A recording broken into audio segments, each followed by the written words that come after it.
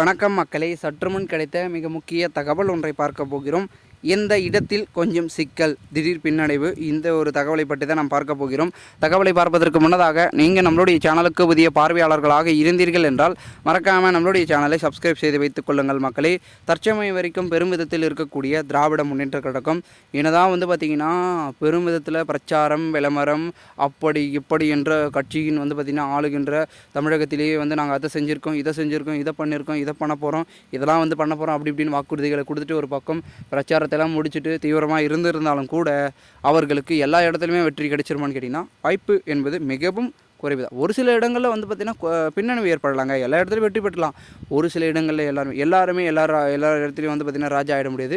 ஒரு சில இடத்துல குஜாக தான் ஆகணும் அப்படின்ற மாதிரி தற்பொழுது திராவிட முன்னேற்ற கழகத்தில் பார்த்திங்கன்னா பெரும் வாரியாக இருக்கக்கூடிய முக்கிய புள்ளிகள் எல்லாருமே மெஜாரிட்டி வேட்பாளராக இருந்தாலும் கூட ஒரு சில இடத்துல பின்வாங்கல் என்பது கண்டிப்பாக இருக்கும். ஸோ தேனி எடுத்துக்கிட்டிங்கன்னா அது அதிமுக கோட்டைன்னு சொல்லிட்டு இருக்காங்க, அங்கே கூட பின்வாங்கல் என்பது இருக்கிறதுக்கு வாய்ப்பு இருக்குது. அப்படி இல்லைனா கோவை இருக்கட்டும், கோவையில் பார்த்திங்கன்னா பெரும் வாரியாக அதிமுக ஒரு தட்ட முடியாத ஒரு சாம்ராஜ்யத்தை கட்டி எழுப்பியிருக்கிறது. அதனால் அங்கே கொஞ்சம் அப்படி இப்படி டஃப் காம்படிஷன் வரலாம். மற்றபடிக்கு பார்த்திங்கன்னா கொங்கு மண்டலத்தில் கரூரில் பெரும் வாரியான பார்த்திங்கன்னா சிக்கல் என்பது ஏற்படும்.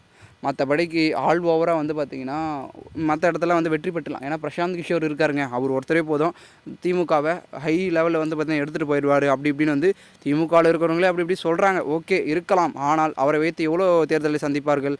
அதுவும் ஒரு கட்டத்துக்கு மேலே அவரும் வேறொரு அணிக்கு போவதுக்கு வாய்ப்பு இருக்குது. ஓகேங்களா?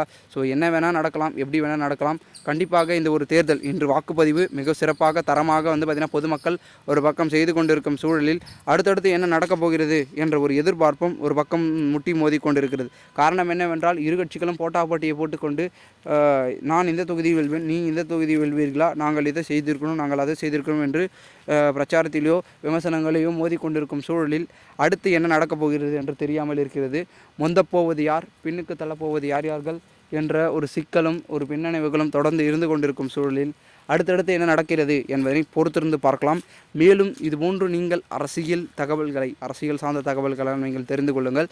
மேலும் இன்று பார்த்திங்கன்னா வாக்குப்பதிவு நாள், எல்லோரும் வாக்களித்தீர்களா என்று மறக்காமல் கமெண்ட் மூலமாக தெரிவியுங்கள். ஏனென்றால் இன்று வாக்குப்பதிவு ஜனநாயகத்தின் முக்கிய கடமையாக வாக்குப்பதிவு என்பது இருக்கிறது. அதனால் அனைவரும் வாக்களியுங்கள், வெற்றி பெற செய்வீர்கள் உங்களுடைய முக்கிய வேட்பாளரை. மேலும் இதுபோன்று நீங்கள் அரசியல் சார்ந்த தகவல்களும் தினசரி தெரிந்து கொள்ள சேனலை சப்ஸ்கிரைப் பண்ணுங்கள். நன்றி, வணக்கம்.